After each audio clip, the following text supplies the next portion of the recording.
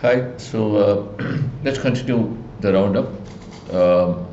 Yesterday we talked about the different methods of sampling, right? We talked about the different methods of sampling. Let's now quickly touch once again upon the concept of how do we decide the sample size, right? Am I, is my camera coming clearly? Yeah. It is, right? Yes. My head is getting cut off if I come forward. I guess it's all right. My camera is not the focus here.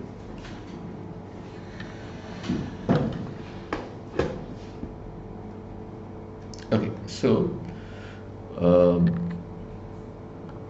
how do we decide sample size for a quantitative study?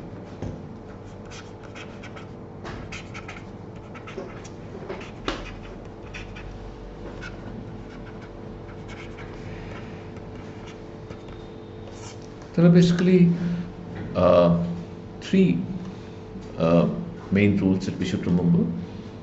The first rule is n equal to 30. It is the golden rule, which comes from the central limit theorem.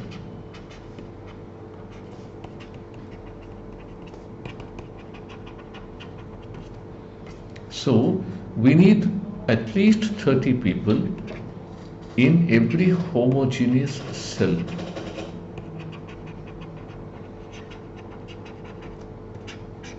What's a homogeneous cell? So if you're doing a study where the various variables are gender and age and mother tongue, and let's say we have male and female, we have 20 to 30 and 31 to 40, and let's say we have mother tongue Hindi, Tamil and Gujarati. So the cells are formed by two, that's male and female, into two, which is the two age groups, 20 to 30 and 31 to 40, into three, which is Hindi, Tamil, Gujarati, which is 12 cells, and we did a sample size of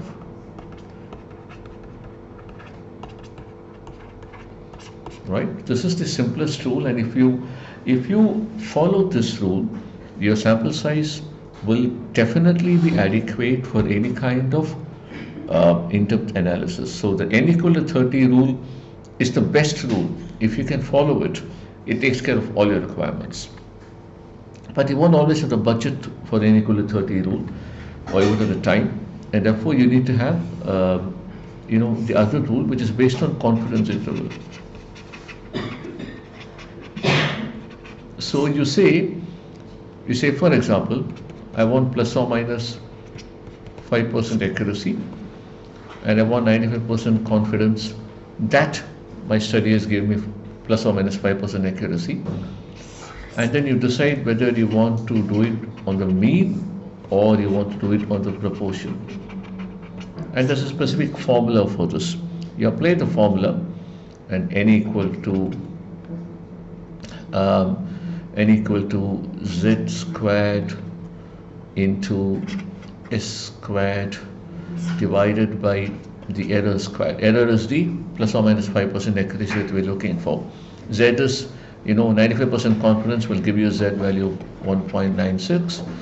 S is the standard deviation of the sample parameter, and E is the error. In this case, E is phi in this particular example, right? You apply this formula and you can work out what the required sample size is to achieve this required level of accuracy at this level of confidence. So this is rule 1, this is rule 2, and here we come to rule 3, which is by the kind of analysis that we plan to do. So if we anticipate that we'll analyze the data finally by gender, then we should aim for at least 50 per gender. So we need a sample size of at least 100. If the study is being done in 5 cities, and if we anticipate that we should analyze the data by city, then we need at least 50 per city into 5 cities. Therefore, we need a sample size of at least 250. So these are the 3 main rules that we use for deciding the sample size. And on this analysis, there's one more point. Let us say we're doing a customer satisfaction study, just for example. How do we decide what the satisfaction? One way to use the same logic is, we want a minimum base of people to analyze dissatisfied customers. Let us say we want at least 100 people to analyze the reasons for dissatisfaction. We'll make an assumption that about 20% of customers may be dissatisfied. So if 20% of customers is 100 people, then the total sample size needs to be 500 people. Right? So these are the rules for deciding sample size. The most important rule is n equal to 30. The next most important rule is based on the kind of error we're looking for and the kind of accuracy, confidence level we're looking for. And the third is the kind of analysis that we're looking for. Right? Shall we go forward? We will briefly round up what we talked about questionnaire design. Right. So when it comes to questionnaire design, we said the following. We said there are broadly 3 kinds of questions. I'll just change my seat. This is also not very comfortable. Yeah, I'm coming at the camera. So when I lean forward, my head is not coming. But I hope you're looking at the slides and not looking at me anyway, so it doesn't matter. So there are basically 3 kinds of questions.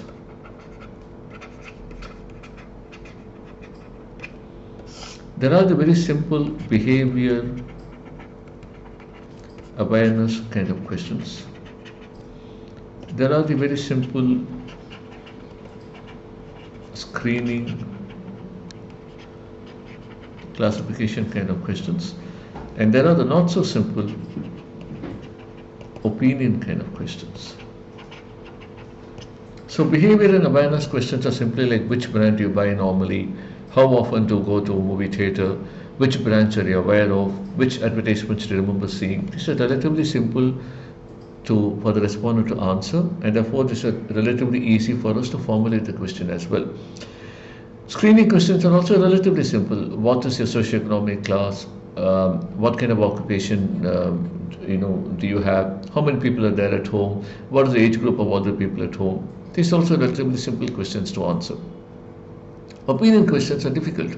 What do you think about this brand? Do you like it? How much do you like it? Are you satisfied with the product that you're using? How satisfied are you? Why don't you buy this product? Why do you buy that product? Why do you prefer this product over that product? Why have you stopped using this product? Why are you unhappy with a particular service that you're buying? Those are opinion questions, and since they're not very easy for the respondent to answer, the way we frame the questions must also be very different. So one of the big subtopics under questionnaire design is scaling. And we talked about 4 kinds of scaling, if you remember. We talked about nominal, we talked about ordinal, we talked about interval, and we talked about ratio. And these 2 are metric scales. In the sense, they're metric, they're measuring. Interval is talking about the distance between different levels in the scale. Ratio is talking about absolute quantity. So on the ratio scale, a scale 0.2 is equal to 2 times scale 0.1. A scale 0.3 is equal to 1.5 times scale 0.2, and so on and so forth. So these are metric scales. The nominal and ordinal scales are non-metric scales.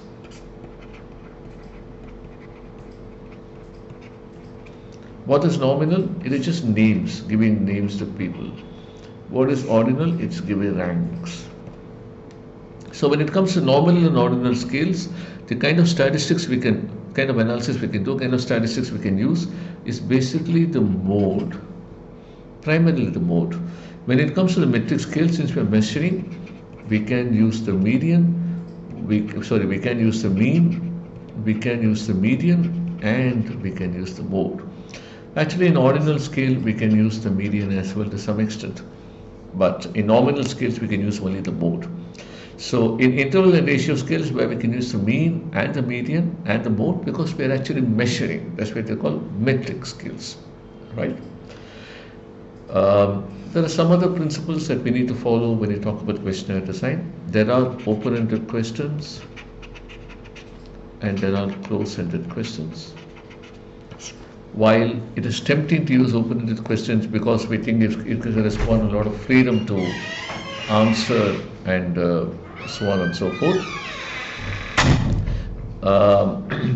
it is you very rarely get good quality responses when it comes to open-ended questions. So it is almost always preferable to use close-ended questions, right? It is in fact, I would go to the extent of saying, and I did mention this back in the class as well, lazy researchers use open-ended questions who don't want to take the trouble to list out all the options that go into close-ended question. But good researchers take the trouble to do some groundwork, some homework, some exploratory research on the field, and based on that, they actually prepare close-ended questions, which give you better data. 99% of the time, close-ended questions gives you better data than open-ended questions do. Okay. What else do we need to talk about? We need to talk about the most important principle in questionnaire design. Before you write a questionnaire, you must draw a flow chart of the questionnaire. What is a flow chart? A flow chart will say, for example, if you're talking about a customer satisfaction questionnaire, just for example, section 1 will be evaluation. Section 2 will be diagnostics. Section 3 will be classification. Right? So, section 1 will have the following questions. Are you satisfied? Will you recommend? Etc. kind of questions. It will also ask, why are you not satisfied? Or why are you satisfied? Section 2 will have, are you satisfied on parameter 1? Are you satisfied on parameter 2? Are you satisfied on parameter 3? Are you satisfied on parameter 4? Etc. The flow chart, writing a flow chart is one of the most basic good habits in writing a questionnaire.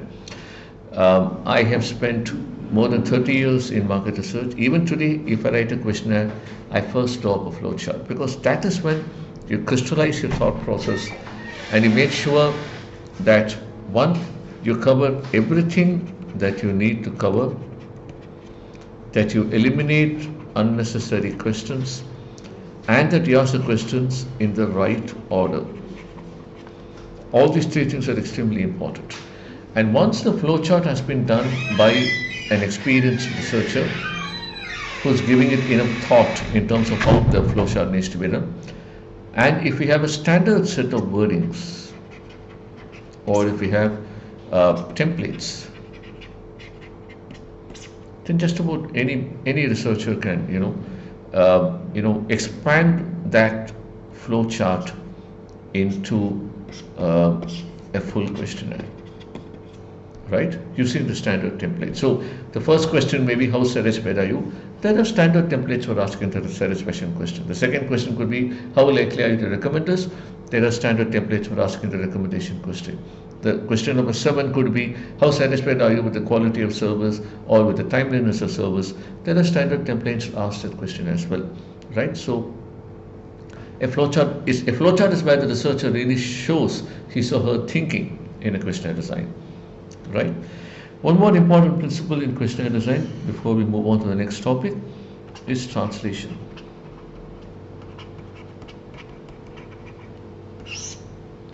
Very often we in the corporate classes, in the professional classes, in the professional qualified classes tend to think in English. And we forget that the average Indian consumer, they may be English fluent, but they don't think in English. They think in Hindi or Tamil or Marathi or Bengali or Malayalam as their respective mother tongue would be.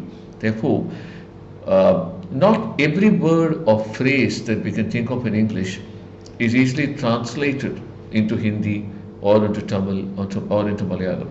and therefore it is important to think in the local language.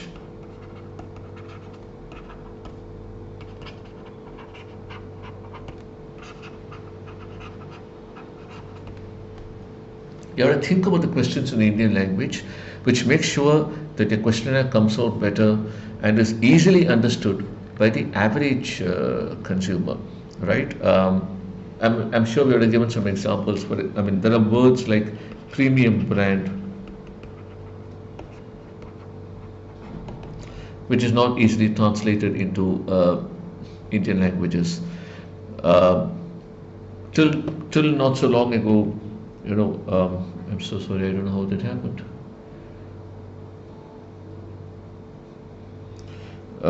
Till not so long ago, maybe today it's very common, but even about 10 years ago, not everybody have understood a cool brand of jeans.